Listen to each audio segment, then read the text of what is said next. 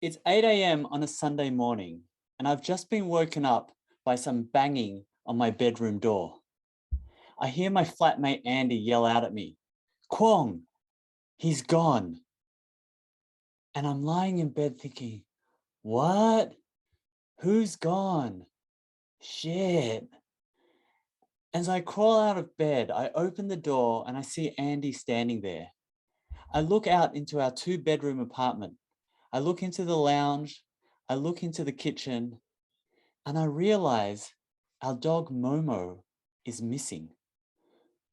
Now, Momo's an Alaskan Malamute, which means he looks a bit like a wolf, but he's fluffy and cuddly and he knows how to smile. And I say to Andy, "Where's Momo?" And he's like, "He's gone." Gone where? I don't know. Now, this information did not compute in my brain because Andy and I lived on the 4th floor of an apartment block in China. So in order for Momo to leave, he would need to open the front door, walk down 4 flights of stairs, open an iron gate, walk down another flight of stairs, and then leave through another iron gate to leave the building. And so I say, "Andy, that doesn't make sense." And he says, "Oh yeah. So last night, I came home drunk at 2 a.m. and I decided to take Momo on a walk without a leash. I looked away, I looked back, and Momo was gone." Now, this information started to make a bit of sense because A, my flatmate is an idiot, and B, Momo knows only 3 tricks. His first trick is he only listens to you if you have treats. His second trick is if he ever does anything wrong, he just looks at you innocently and pretends as if nothing's ever happened. And his third trick is that he likes to disappear like a magician. And so I look at Andy and I say, "So did you look for him?"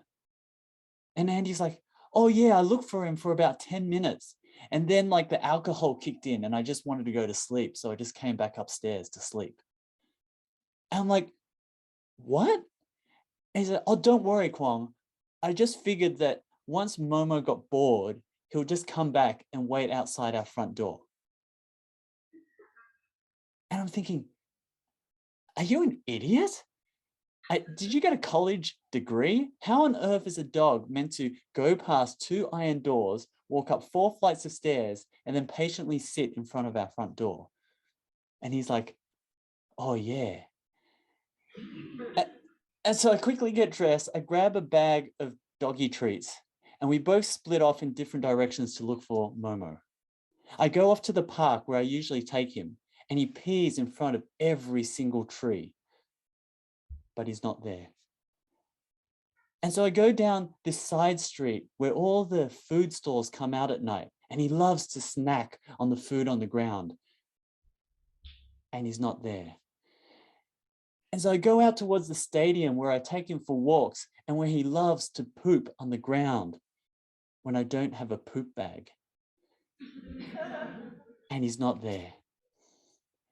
30 minutes pass, an hour passes, 2 hours pass, and I start to get worried. And I'm worried not because I know that the longer it takes, the less chance I have of finding him. And I'm worried not because I know that we're in China and he might end up being somebody's dinner. And I'm worried. I'm worried because I'm starting to feel indifferent.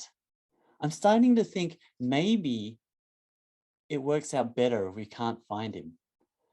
Because no longer do I have to worry about all the times I have to cancel my holidays because I can't find a dog sitter. And no longer do I have to worry about all the times I come home and see my brand new Nikes chewed up into bits. And no longer do I have to worry about finding poop and trying to carry it without a poop bag.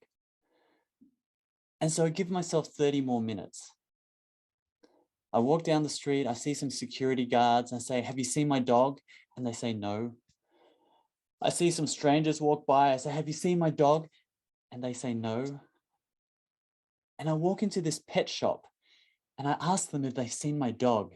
And they say, is it an Alaskan? I say, yeah. Is it black? I say, yeah. Is it medium sized? I say, yeah. Have you seen my dog? And they say, no.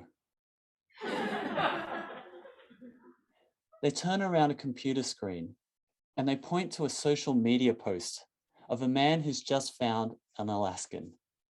And I see a photo of Momo. That night, I meet up with a man that I've never met before.